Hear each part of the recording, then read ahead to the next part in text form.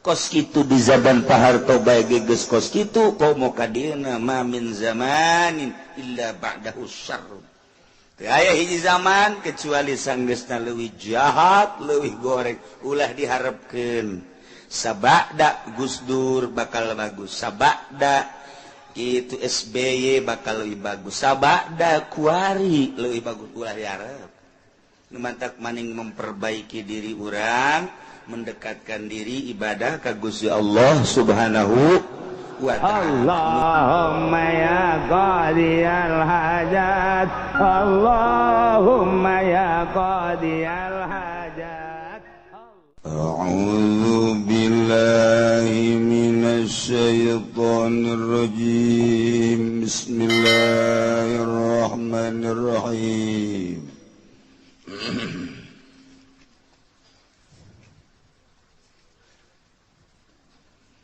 Kitabud da'wad dammi wal qasamat. Tawikilah iki kuswiji kitab hala tetep ing dalem mertalakeun ngaku ngabunuh lan sumpah.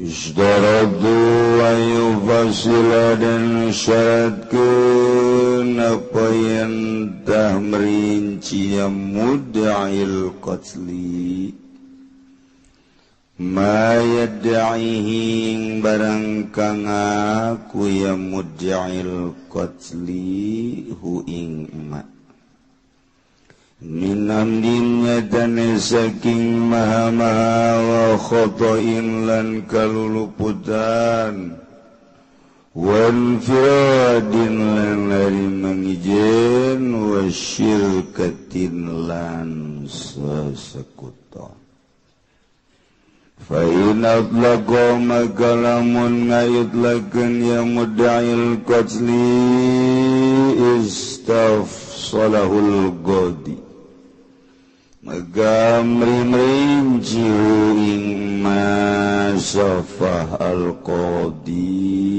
penghulu wa gilalan dan ucapakan afala fadiyu'ridu anhu bentoaken ya qadi anhu saking mud'il qatli wa yu'ainal mud'alih lan yantah namtu'aken yang mud'il qatli al mud'alih ingkang den dakwa apa alaihi ngatasekang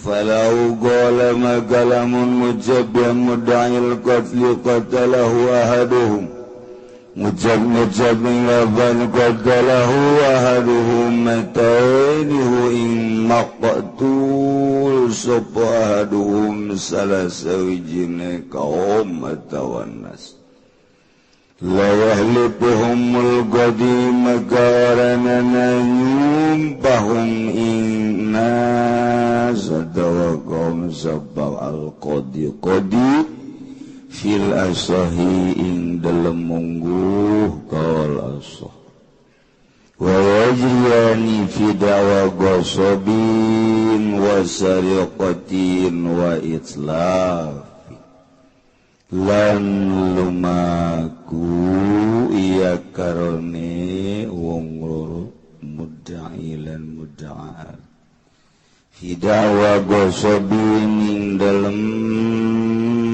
ngadakwa gosok wa sariqatin lan nyolong wa itlapin lan ngarusak wa itlapin lan ngarusak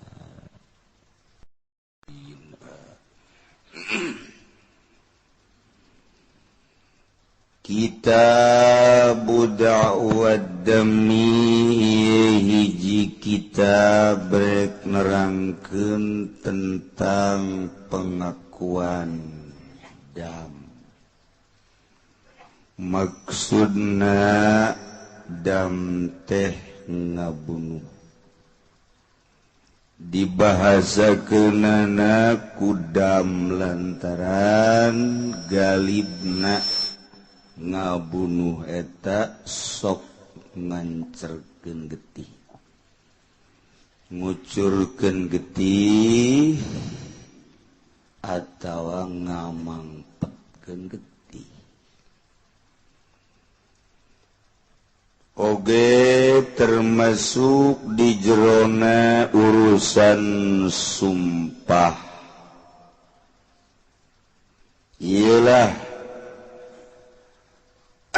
ketentuan-ketentuan anu bakal diputuskeun ku seorang hakim terhadap pendakwa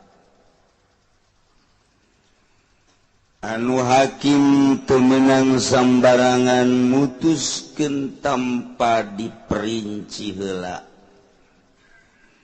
teu meunang main hukum sambarangan komo hukum cek nafsu nama atau menghukumi sendiri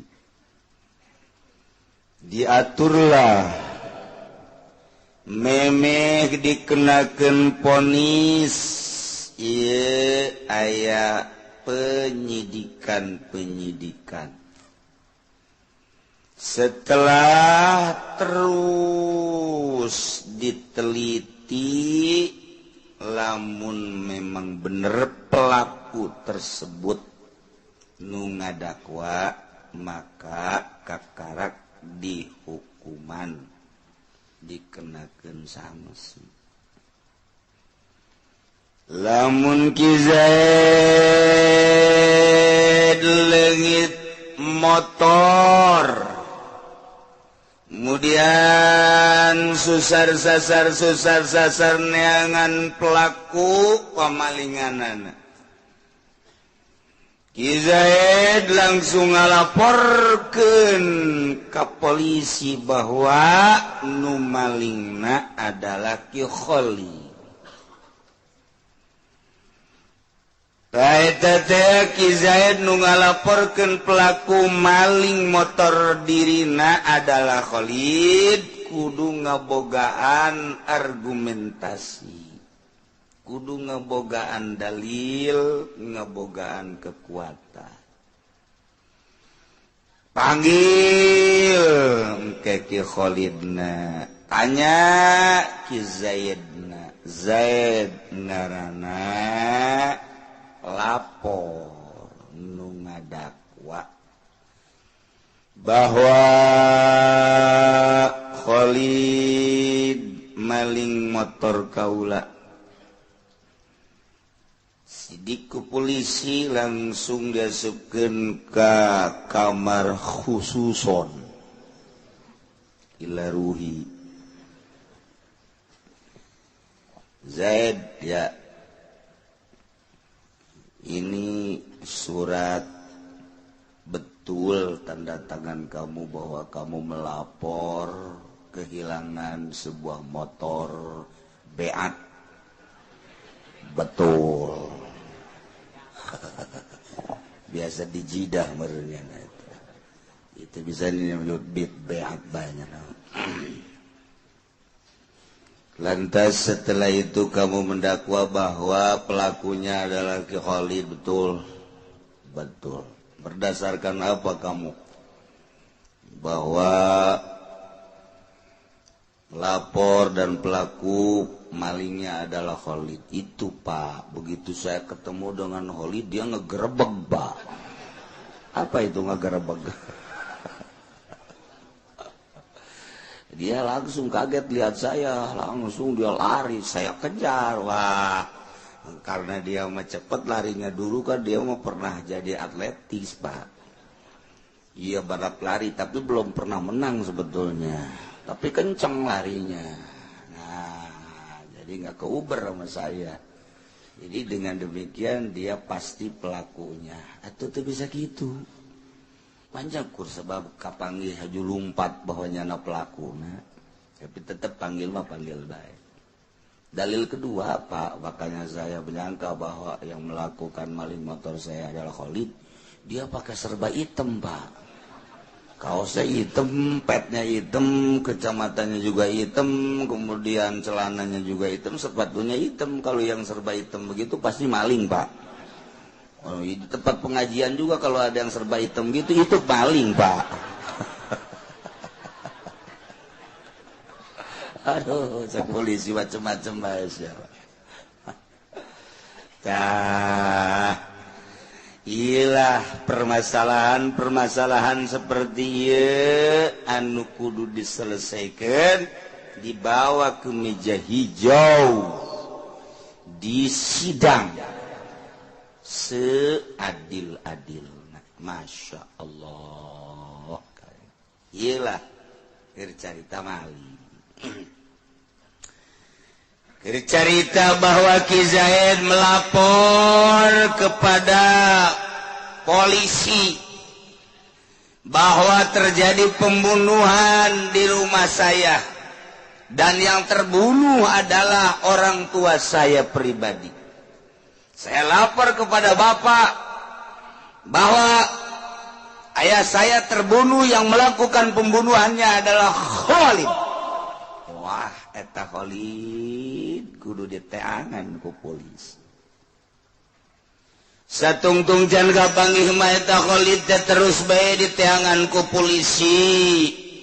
Wajib polisi neangan pelaku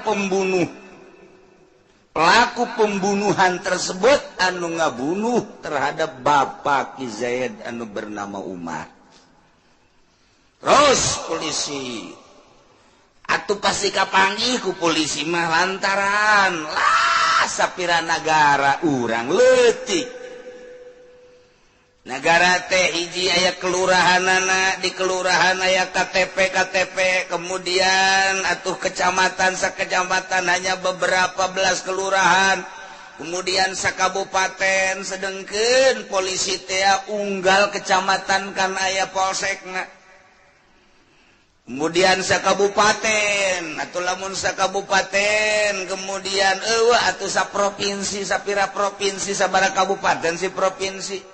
Di urang bae provinsi Banten hanya Tangerang, kemudian Tangerang bagi dua kota, kemudian Tangsel, tilu Serang, Pandeglang, Rengkas. Itu lain tuh mah.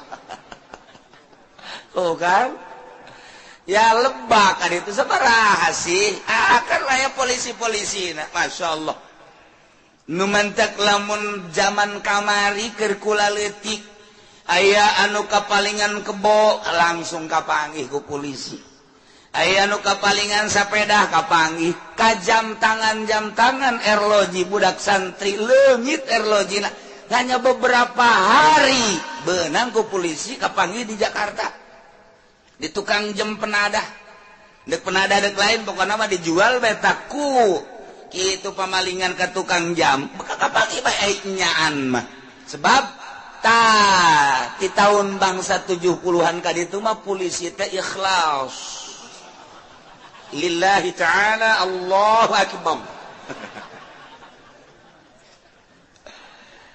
Kuari sakieu lobana jaringan HP, telepon, internet dan lain sebagainya saranggih luar biasa, tapi pelaku pamalingan motor hampir 60% teu kapanggih, 40% aya lanu kapanggih, malah diciutkeun 20% lanu kapanggih, 80%. Coba eta teh kumaha ieu lalakonna ieu di negara Indonesia, mata sakapeung mah kulah hayang jadi kapolda aja sah. Aing lah dek dirajit-rajitkeun ku aing pamalingan. Ya Allah, ya Rabb. Sakieu dahsyatna soal pembunuhan, laporan geus ka polsek, bahkan geus datang ka Polres, tetapi eta aneh jasa polisi lamun henteu dibere uang bensin bae ngajedog. Sia nyaho ngajedog? Ngajedog teh bahasa India.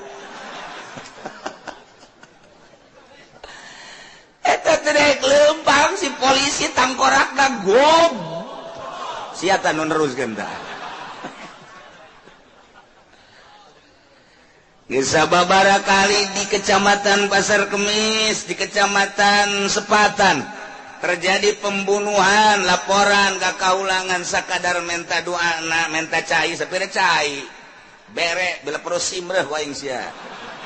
Ya, dah, geus lapor, geus. Tapi ternyata eueuh hasilan, teu kapanggih pelakuna.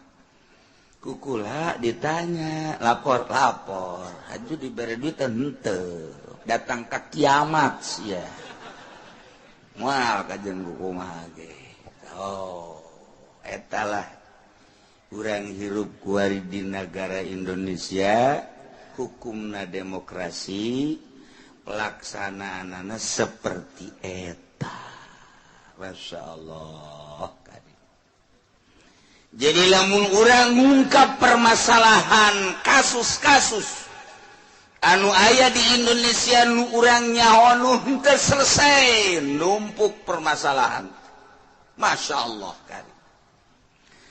Kadang unik permasalahan leutik jadi gede, permasalahan gede jadi leutik, bahkan dikabur-kaburkeun permasalahan teh. Iyalah Indonesia. Lain bae Indonesia nu di negara maka aturan demokrasi hak asasi manusia HAM kieu bae di mana lagi. Jadi neangan keadilan moal kapanggih kajen kukumaha gitu. Lemantak dikarikaturkeun ku Gus Dur, aya seorang raja. Raja eta hebat jasa, pohara. Siun kabeh ka eta raja. Setiap bulan kunjungannya ka kabupaten mun kuari. Cuman eta raja teh ngomongna sakieu doang. Asal aya nu teresep bae. Boh ka bawahanana rangkaian kerajaan atawa ka geng-geng atawa ka penegak-penegak agama panggil bae ku raja bahasana sakieu teh raja teh ayeuna kamu tahu dengan keadilan saya atau kekejaman saya? Tahu enggak kamu bahwa saya ini kejam atau adil? Kalau kamu mengatakan adil, akan saya bunuh dengan cara yang adil. Kalau kamu mengatakan bahwa saya kejam, akan saya bunuh dengan cara yang kejam. Mana teh saya ngejawab na kos itu. Sial jasa betapa raja. Saya tak Gus Dur ngomong kos gitu. Inilah di Indonesia ternyata keur zaman Soeharto teh ngomong kos gitu wanian jasa tak Gus Dur. Hebatnya katakan saya ini adil atau kejam. Kalau saya adil, akan saya bunuh dengan seadil-adilnya. Cara membunuhnya adil. Kalau saya kejam, engkau akan saya bunuh dengan cara yang kejam. Jawab, saya ini adil atau kejam? Udah kumaha jawabna? Kerok. Wani eta Gus Dur ngomong kos itu. Sekarang tinggal kenangan dengan Gus Dur. Tidak yang nyulunah nyeleneh. Di negara dekumaha tadekumaha urang informasi akurat. NU tinggal NU, PKB tinggal PKB, ngusruk kabeh. Saha memberikan informasi akurat tentang politik, tentang perekonomian, tentang kejadian-kejadian. Cemoohkan Gus Dur, orang yang mencemooh Gus Dur saja rindu dengan statement-statement politiknya. Kuarinya nangis saya di alam nu itu, gali deui kuari tulang negena keluar. Sedeksa anu mencairkan permasalahan teu pernah. Urang mah carita KKN bae rame jasa Bang Gus Dur mah. Tuh KKN Soeharto mah kitu, KKN aduh Habibie mah kitu. Praknya nyebutkeun KKN Megawati juga KKN. Marah pun Megawati, maksudnya kayak kuda Nil ceuna. Megawati seri man. Tetap nanya Megawati, maksudnya kayak kuda nil itu apa? Kuda nil itu kan nggak pernah ngomong, diem, ngerendam aja. Nah ini wakil saya Megawati ini KKN kayak kuda nil, diem aja. Nah, kayak itu kayak kuda nil aja, nggak pernah banyak ngomong, tapi nyeruduk terus. Bisa anda Gus Dur? Sasahan wani coba. Orang cuma kuari ulangan-ulangan. Eta teh kan bahasa lain lalagaan lamun ku urang diamati jaheuh. Bisaan Gus Dur. Jawab saya ini adil apa kejam. Tapi tetap dek dibunuh wae. Kan kerok eta urusan. Nah, eta ieu permasalahan dakwah dam wal qasam. Ya Allah. Numantak diayakeun presiden, diayakeun menteri sesuai jeung kebutuhan. Menteri luar negeri, menteri dalam negeri, menteri pertahanan, dalam dan luar negeri, menteri sosial, menteri kelautan, kedaratan, kahiberan, macam-macam menteri. Di zaman Soeharto bakar da kebingungan, nyieun porsi menteri, datang kaya menteri luar biasa segala. Jangan sababna, jang urusan sementaranya na nyogok geus gede jasa ka Pak Harto. Nyogok geus gede, porsi kementerian geus eueuh, dijadikeun menteri naon ku aing. Lantaran ditejadikeun menteri sogokanana geus gede dengan perjanjian nu luar biasa, dijadikeun menteri geus eueuh, porsina dijadikeun menteri luar biasa. Ya berarti negara geus kitu deh urusan rakyat apa lain? Ayo coba di zaman Pak Harto kos kitu, di zaman Pak Harto bae geus kos kitu, komo kadina ma min zamanin illa ba'dahu syarr. Teu aya hiji zaman kecuali sanggeusna leuwih jahat, leuwih goreng, ulah diharepkeun sabada Gus Dur bakal bagus, sabada itu SBY bakal lebih bagus, sabada Kuari lebih bagus, ulah diharap. Mantak maning memperbaiki diri orang, mendekatkan diri ibadah ka Gusti Allah Subhanahu wa ta'ala. Nu mantak diayakeun pamimpin soteh jang urusan rakyat, kapanggih keadilan, kejujuran. Abeh rakyat teh bisa meluapkan aspirasi. Dibere wadah jang supaya dicairkan permasalahan teh DPR ngaranna ge Dewan Perwakilan Rakyat. Asal ngeunaheun urang lamun ngabahas tentang rakyat jeung DPR, nang urang milih partaina aya partai kuning tai, aya partai hejo dan lain sebagainya. Sama seuri kuning tai tuh maksudna. Eta ndeka mana orang meluapkan aspirasi di sebenarnya silakan.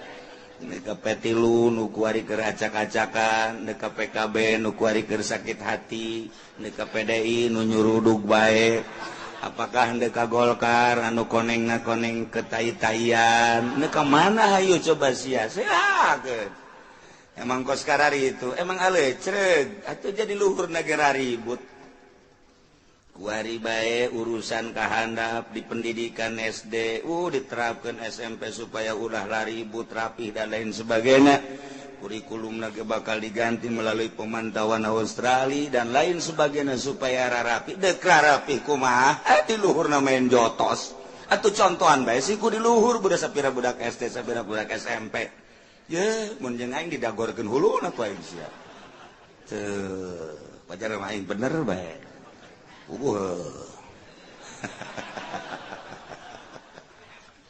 Yes, tadi ya. Mantak ayah presiden yang melaksanakan ranting kahandap geus mah aya menteri-menterina, aya gubernur, aya bupati, aya camat, kahandapna aya lurah. Pertahanan dalam negeri politik, polisi pertahanan luar negeri ya ABRI. Luar biasa aya kitu naon angkatan darat, angkatan laut dan lain sebagainya. Jangan jang rakyat gitu. Supaya rakyat teh tenang, tentrem anu bergerak di perdagangan supaya dagangna bararagus maksudnakan gitu supaya hara runtung anu bergerak di pertanian supaya tanina hararebat supaya hara runtung anu bergerak di berbagai-bagai misalnya kesehatan supaya ngararenaheun nu bergerak di berbagai-bagai naon ieu ya properti supaya ngeunaheun ieu dilindungi ku pemerintah. Tak eta maksud aya pamarentah teh kos kitu kan ngeunaheun ka hate urang. Oh, kami atuh milih atuh aya kos kitu mah pilih atuh kami. Wadahna cek DPR. Engke ku kami digodog diangsongkeun langke ka pemerintah sebagai eksekutif nyanalah anu bakal ngalaksanakeun. Cak pemerintah kami tersep jasa di negara kami aya jalan rogreg. Kami teu betah aya jalan teu bagus. Kami izin jasa ka rakyat lantaran rakyat eta pajak terus bae tapi jalan teu bagus. Kami ieu izin jadi bupati, izin jadi camat. Ulah diantepkeun jalan teresep kami mata jalan coret teh teresep aing izin make kenong di dieu goblok. Eta kos kitu tah maksud pamarentah teh kos kitu. Tah eta Masya Allah karing tenang cek yana rakyat kami nungurusan jamaneh mah terus bae mayar pajak bulan hari bakal ditaekeun di BBM tenangnya tuh kan ngeunaheun urang aya nungurusan besi aya kesenjangan laporlah ke DPR olahlah di DPR Caca, laporkan gua hari hasil TK pemerintah di daerah bupati, di provinsi gubernur, engke bakal turun keputusan-keputusan anak kanina, nu mantak wajiblah memilih DPR, lantaran DPR jang ngelola urusan kebutuhan masyarakat, engke dilaksanakan ku pemerintah, kanina, kan gitu tatis, asana kana ceuli kana jajantung, perasaan asa orang boga abah. Asa boga kolot urang teh bakal nangareunaheun prak bek kanyataanan geus sabaraha tahun urang milih bupati Jalan Pasar Kemis ka Jati can nyorang rapi geus sabaraha tahun urang milih bupati di Pasar Kemis datang ka Cikupa Ambalaya geus sabar tarolah tambah sapira daerah ieu Tangerang Banten ka ditu hayang urang ngeunaheun be ulah ngarem-ngarem ngeng nyaho nabrak bae teu pernah bagus atut ku atutna rano ku ranona iraha ieu iraha bego aing menyampaikan aspirasi sia ya nah ieu keur carita dakwah damwal kosamah laporkeun ku urang pejabat mana anu kurang ngajar urang ajar laporkeun ku urang tikem habak ieu lantaran demokrasi manu berkuasa adalah rakyat pemerintah aja melaksanakan kahayang-kahayang rakyat nu mantak dipilih lagi ku rakyat naik ku rakyat turun ku rakyat kudu nama kos kitu urang dia teh sabenerna mah lamun demokrasi mah jeung pemajikan ge naik da urang kanyana jeung turunna kumaha cak pemajikan eta demokrasi sabenerna mah eta sia maju ka mana bae ngomong teh macem-macem bae tuh ieu mah hese ieu permasalahan teh lain lalagan sebab ieu mah lain jang urang jang saya jang kodi jang jaksa jang hakim untuk memutuskan teu meunang sambarangan memponis memutuskan andai kata aya anu terbunuh panggil pelakuna ulah langsung dihukumi tetap kudu diperinci heula iya atau tidak nubantak polisi perlu BB teh lain BlackBerry sih mah kadinya bae barang bukti iya kudu diayakeun barang bukti lamun ngabunuh mun teu langsung dipoto atau aya saksi golok namana pesona mana kan laporan ke polisi kan polisi mah duduk manis nama di kantor teh nyaho pelakuna nunelekan di lapangan siap ente nyana dijadikan saksi barang bukti naon na ilah engke bakal diadili seadil-adilna melalui hukum Al-Qur'anul Karim lamun mutuskan hukum lain maka Al-Quran wa man lam yahkum bima anzalallah faulaika humul khasirun faulaika humul kafirun jelema nu mutuskan hukum lain maka Al-Quranul Karim rugi jaga di akhiratna kafirnya na asupna na'udzubillah min zalik wa min zalik tuh. Urang kamari nyaritakeun tentang jinayat, tentang kisos. Anu hukum-hukum geus dijelaskeun, motif daripada pembunuhan aya anu sengaja, motif dari pembunuhan teh aya anu kesalahan, motif pembunuhan teh aya anu semi ngahaja. Dalam penganiayaan terhadap orang lain aya anu memang dibunuh selesai urusanana nyawana. Aya anu sakadar celina, aya anu sakadar matana, anu sakadar bibirna, letahna, leungeunna, sukuna, sirahna geus diatur ngaran-ngaranna. Ketika seseorang melukai kepala, kedalaman lukana sabaraha geus diatur kamari ku urang. Waduh, lamun balikan deui ka handap geus angel jasa geus. Eueuh inget hiji-hiji aja. Wari lamun ulangan amun bisa 10 bae balik pun teu bisa, ulah balik moal barali kabeh. Bingung aing mah mere daharna ieu kajeng gua. Ya nu inget hiji-hiji aja dua-dua. Masyaallah karim. Tatu-tatu anu kamari geus dicaritakeun na ieu teh nu bakal dikenakeun hukum ku jaksa ku hakim ketika menganiaya mata, ketika menganiaya hidung, ketika menganiaya ceuli, ketika menganiaya beuteung, ketika menganiaya leungeun. Kemudian leungeun ge aya nu saramo doang, aya nu 5 ramo, aya nu datang ka dieu, aya nu datang ka dieu. Ieu hukum-hukumna geus dijelaskeun, ngan kuari mah neuk ngajelaskeun saha pelakuna, samemeh diponisnya pelaku kudu ririnci heula. Teu meunang sambarangan. Masyaallah. Urang keur lempang kapanggih jeung hiji jelema jeje teh sendal aing dipake kunyana. Laporkan ku bisa ke polisi, laporkan ku orangnya ada dipanggil ajunya nak kapan teu senang ya enak aja main lapor-laporin aja emangnya dia cuma dia yang punya sendal gini itu saya juga gablek. Wah, polisi gak bingung apa itu gablek. Kayaknya kayak dia aja yang punya, nggak bisa kan adu kekuatan argumentasi dalil. Iya, nu ngalaporkeun bahwa eta teh sendal naon sia kekuatan dalilna bahwa eta teh sendal sia. Hayo, ieu bahwa maneh teh ngaku lain sendalnya bahwa ieu teh sendal maneh naon deui dalilna. Adu argumentasi, adu kekuatan mana nu paling kuat, iyalah engke diputus ku hakim. Masya Allah, nu mentak ieu mah lain lalawora ngaji teh hese.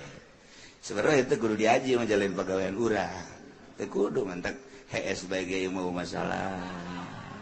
Enggak masalah ya mah ngarokok, ngopi. Cek nu di luar ge teu kudu dibijan teh mah. Ya kali mah eukeur, eta eukeur mah geus menikmati bae terus geus.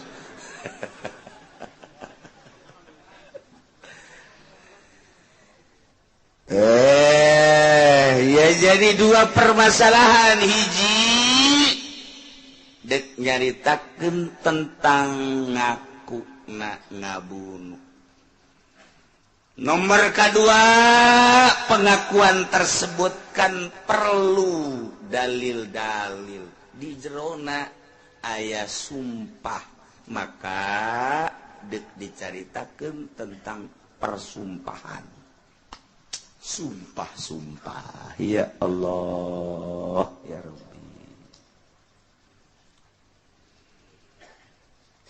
Urusan tentang dakwaan tersebut ia bakal terjadi genep syarat bisa diterima pengajuan seseorang, laporan seseorang ka polisi, nuku polisi dipanggil diserahkeun kana boga hukum yakni hakim, sidang. Di persidangan bisa divonis setelah aya genep syarat. Masya Allah. Yustaratu ayu pasila ma yadda'ihi. Nomor kahiji, syarat nomor kahiji. Ayu pasila kudu ngajelaskeun jelema anu ngaku ngabunuh ma yadda'i. Karena kalakuan lukunyana di aku, pembunuhan lukunyana di aku kudu dirinci. Min amdin nyaeta ngahaja, khotoin kesalahan, infirodin soran, syirkatin babarengan. Panggil Khalid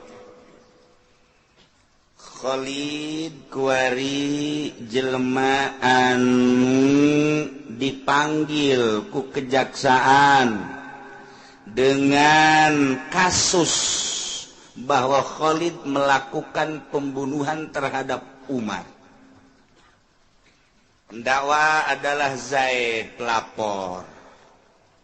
Maka Ki Khalid panggil ku jaksa, diinterogasi, ditanya. Pertanyaan pertama, ayutasila ma yadda'i, menjelaskan secara rinci tentang pembunuhan nukunyana dilakukan. Maka setelah bahwa Khalid benar-benar pelaku dari pembunuhan yang bernama Umar, numantak memang nyana bener ieu teh sebagai pelaku lantaran geus aya tanda-tanda nu kuat, argumentasi nu kuat, aya barang buktina, saksina aya. Maka jelaslah bahwa Khalid adalah pelaku pembunuhan terhadap Umar dengan barang bukti pisau taranghau. Oh, udah pisau taranghau. Udah kuari batu jauh pisau taranghau kos kumaha. Nyeri eta dibunuh ku pisau taranghau mah. Oh, lantaran jadi tarang teh lain jelema bae orang hau ge tarangan. Budak kuari batu jauh budak kuari. Budak kuari mah teh nyahoeun hau lantaran masak nage kuari mah atuh di kitu naon ngaranna Magicom, Kosmos, batubara. Waduh.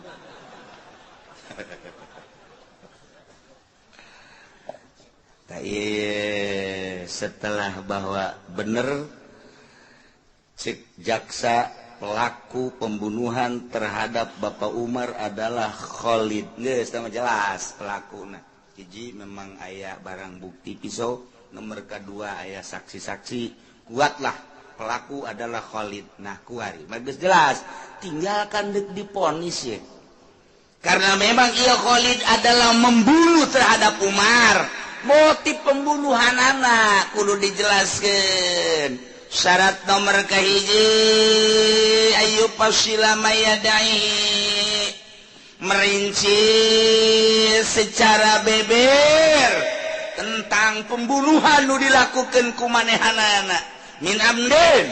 Apakah aya unsur kesengajaan ngabunuh Ki Khalid terhadap Umar? Apakah memang ieu pembunuhan teh khoto kesalahan teu maksud ngabunuh Umar? Atau memang ieu teh sibih amdin jeung ngabunuhna teh bener-bener sorangan atau babarengan sabaraha urang? Kudu dijelaskeun ku Ki Khalid, tanya ku jaksa. lantaran ijaksakan hendak memutuskan hukum besi salah. Lamun salah engke kan pengadilan terakhir di Rabbul Jalil. Jaga dia yaumul kiamah. Wah, ujianana nu pang. Berat tak jaga dia yaumul kiamah adalah jaksa jeung hakim. Eta mah engke di akhiratna sarua jeung diturihan kesiksaanana sanggeus diturihan maka pesotra engke ditendenan kadinya kunana set aju dibelem diturih deui disebutna hukum picis dikeset cakangjing Nabi percis kos embe dikeset bae ke di akhirat. Hakim jeung jaksa mah keset mangkaning lain paeh embe onam dikeset kan paeh embe onam dikeset kan munding onam kan paeh geus dipencit ieu mah hirup-hirup kan dikeset set ku malaikat diturihan dia lain maksud ngeset teh pan siksa ieu terus teu bisa ngomong ku kumaha disaksian ku bang juta-juta manusia. Kos gitulah siksaan terhadap pemutus hukum ketika mutuskeun hukumna sakadaek sakahayang kita akur jeung Al-Qur'anul Karim. Kos di Indonesia hakim-hakim di Indonesia jaksa-jaksa di Indonesia lamun nyana henteu tobat atuh geus di akhiratna bakal dikeset ku malaikat hirup-hirup dikeset. Geus beres dikeset diterapkeun deui ka awak ge keset deui ke diturihan ke diterapkeun deui awak urang kulit urang ieu katedel saeutik bege saking nyeri da ieu mah dikeset hirup-hirup teh geus beres ditapalkeun Masya Allah karim. Sakaratna ku Kangjeng Nabi dijelaskeun hakim jeung jaksa mah percis okos adu dipencit make peso mintul. Kos gitulah dipencit digodot make peso mintul. Ai raheut maraheut tapi kan teu daekeun tandes. Tah kos gitulah bangsa hakim nu urusan-urusan jeung hukum teh seperti eta. Asal ngahukuman nu lain make Al-Qur'an geus kos kitu bae. Masyaallah nu mantap kadang-kadang masieun urang teh. Rempan satu sisi urang butuh penegak hukum, di sisi lain saha nu bisa negakeun hukum. Boro-boro urusan-urusan kitu sogok-sogokanana ieu urusan hukumna ge geus kaluar ti aturan. Masya Allah, mun inget kadinya, hirup di dunia mangkaning mal kebal, tinggal salengkah deui, urang bakal pararidah ke alam itu. Alam anu terus urang diuntit ku amal urang mimilu we ka urang bagus, kadeuleu bagusna goreng, kadeuleu goreng. Nu milung teh di alam barzah datang ke alam akhirat teh iwal ti amal urang. Kadeuleu ku urang sorangan amal hade jeung gorengna na ieu sing hararade. Ieu urang lamun inget ka dieu rempan biasa sih. Staratu disyaratkeun layu pasila ngajelaskeun secara rinci jelema anu ngaku ngabunuh pelaku pembunuhan setelah diinterogasi diadili nyana bener geus ngaku bahwa nyana ngalakukeun kuari kudu ngajelaskeun tentang motif pembunuhanana apakah memang ngahaja engke kan hukum kumaha mun ngabunuh ngahaja keputusan hukum sanksi apakah memang ieu kasalahan atau memang ngabunuhna sorangan kan beda. Apakah ngabunuhna sirka rejengan? Iyalah kudu ngajelaskeun pelaku pembunuhan tersebut di hareupeun jaksa. Masya Allah. Fa'inat laka maka lamun nyana ngaitlakeun teu merinci tentang motif pembunuhanana maka istabsalahul qadi pentak keterangan serinci-rincina ku qadi. Lamun nyana can ngejelaskeun tentang rincian-rincian motif pembunuhan anu dilakukan ku manehanana terhadap Umar, maka jaksa harus minta sedetail mungkin tentang motif tersebut. Andai kata hari itu tidak bisa memberikan penerangan secara rinci, pendek, besok mulai diadili deui. Isukna can ngajelaskeun tentang motif pembunuhan secara rinci, tangguhkeun deui sampai 2 hari. Istafsalahul qadi. Masya Allah. Sampai nyana bisa ngajelaskan tentang motif pembunuhan. Wakila cek sakaul may yuridu anhu nembongkeunlah qadi terhadap pelaku pembunuhan bisa make pancingan-pancingan. Kos gitulah tentang jaksa, tentang hakim. Geus jana malantaran memang silat teh menang sakola lidah teh bisaan hakim cara memancing-memancingna, cara nyampaikeun anak anu tatadina teu ngaku jadi ngaku, anu tatadina deuk ngaku jadi henteu. Iyalah jaksa kapinteranana. Memangnya nama kan sakola, kan silat teh aya silat kitu leungeun awak, aya silat lidahnya nama lidah pakai silat. Mantak etalah engke nu bakal kitu diadili seadil-adilna di hareupeun Allah lantaran nyana ngulinkeun lidah. Iya jadi tidak jadi iya, benar jadi salah jadi benar. Wah, bangsa pengacara, advokat, bangsa nu kaskarar itu tamah rombongan keseteun malaikat tamah. Ya Allah, ya Rabbi, tah ieu nomor kahiji kudu merinci mayat da'ihi sampai kanyana ngajelaskan tentang motif. Lamun memang engke dijelaskan bahwa nyana ngabunuhna sengaja, berarti aya rencana, perencanaan. Wah, berarti menggeus luar biasa. Engke sanksina kena gedena. 1 perencanaan, 2 kesengajaanan. Nyana geus kajelaskeun kitu, tinggal saksina nu kamari sanksi-sanksi. Lamun memang motif pembunuhanana khata, ieu mah kasalahan, sangsina engke kumaha. Kemudian nyana ditanya ieu ngabunuhna sorangan, nyana geus bisa ngajelaskeun kenakeun sanksi sakumaha kamari. Lamun nyana ngajelaskeun bahwa motif pembunuhanana ieu adalah babarengan, sabaraha urang nyana babarenganana. Mungkin 2an, mungkin 3an, mungkin 4an, sabaraha urang nyana kudu ngajelaskeun. Nu mantak boro-boro ngabunuh maling bae maling beunang hiji beunang kabeh. Beunang si Edi maling besi di pabrik. Beunang sapeting aja ditanya ke polisi. Jadi kamu nyolong sendiri apa berdua cicing bae? Kamu sendiri apa berdua apa bertiga sih? Cicing bae. Sendiri apa berdua bertiga? Jiwil ku polisi. Nah, ayo, ngaku kamu. Sendiri apa berdua? Hah? Nih, kuping kamu copot nih.